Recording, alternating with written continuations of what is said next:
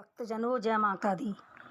देवी भागवत पुराण के अंतर्गत शारदीय नवरात्रों में माता शक्ति की महापूजा होती है। माता शक्ति के विभिन्न रूप हैं। विभिन्न रूपों में वो एक ही हैं जिन्हें शिव शक्ति के नाम से जाना जाता है। माता के इन विभिन्न रूपों में इस संसार में अवतरित होने का मुख्य उद्देश्य दुष्ट प्रवृत्तियों का मार्कंडेय पुराण के अनुसार देवी भगवती ने मानवी लीला के लिए 9 रूप धारण किए थे जो नवदुर्गा कहलाती हैं, जिसका प्रथम नाम है शैलपुत्री।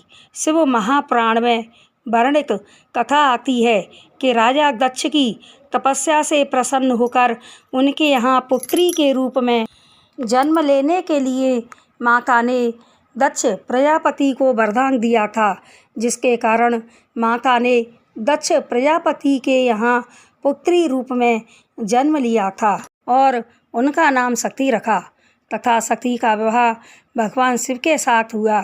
एक बार माता शक्ति मानवी लीला करने के लिए अपने पति भगवान शिव के साथ कुंभज ऋषि के आश्रम पर सत्संग सुनने गईं।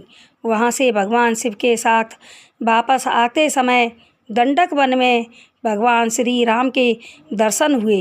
भगवान शिव को प्रणाम करते देख माता शक्ति को आश्चर्य हुआ कि यह साधारण से 2 राजकुमारों को भगवान शिव ने प्रणाम क्यों किया।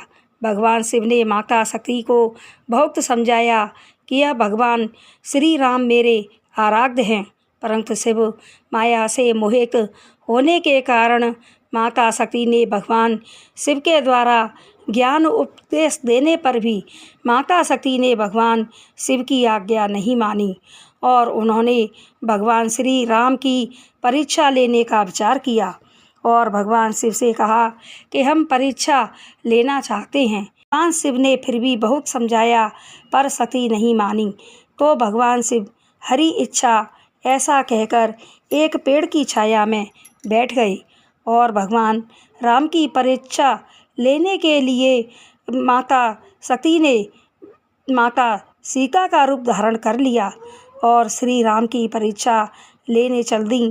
तब भगवान श्री राम ने पहचान कर माता शक्ति को प्रणाम किया और कहा, हे माता, मेरे आराध्य भगवान शिव कहाँ हैं। ऐसा कहा तो पार्वती सहम गईं और भगवान शिव के पास वापस आ गईं। भगवान शिव के पूछने पर भी माता शक्ति ने सच नहीं बताया और कहा कि मैंने कोई परीक्षा नहीं ली। तब भगवान शिव ने ध्यान लगाकर देखा तो जान लिया कि शक्ति ने माता सीता का रूप धारण कर भगवान श्री राम का उपहास किया है। अतः शक्ति को माता सीता का रूप धारण करने पर अपनी माता के समान समझकर शक्ति का त्याग कर दिया और माता शक्ति को अपने बगल में आसन न देकर अपने सम्मुख आसन दे दिया, जिससे माता शक्ति को बहुत दुख हुआ। 87,000 वर्ष की तपस्या के बाद शक्ति ने भगवान शिव के द्वारा जब यह समाचार सुना कि राजा दक्ष ने यज्ञ रचाया है, परंतु पिछले समय के विरोधवश मुझे नहीं बुलाया है, तो भगवान शिव के बार बार समझाने पर वह मना करने के बाद भी शक्ति हट करके अपने पिता के यज्ञ में चली गईं। वहाँ जाकर यज्ञ मंडप में शिव का भाग ना देखकर अनेक प्रकार के श्राप दिए और श्री राम से यह प्रार्थना कर कि पुनः मेरा विवाह भगवान शिव से ही हो। शक्ति ने योगाग्नि में अपने शरीर को जला दिया। शक्ति ने हिमालय पर्वत के यहाँ माता पार्वती के रूप में जन्म लिया और शिव से ही विवाह हुआ और सदैव अजर अमर का वरदान प्राप्त करके सदैव के लिए शिव की अर्धांगिनी बनकर शिव के साथ विभिन्न प्रकार की लीलाएं करने लगीं और शैलपुत्री ऐसे नाम से विख्यात हुईं।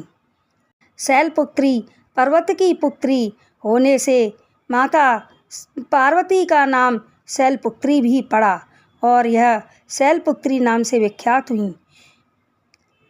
वृषभ इनकी सवारी है।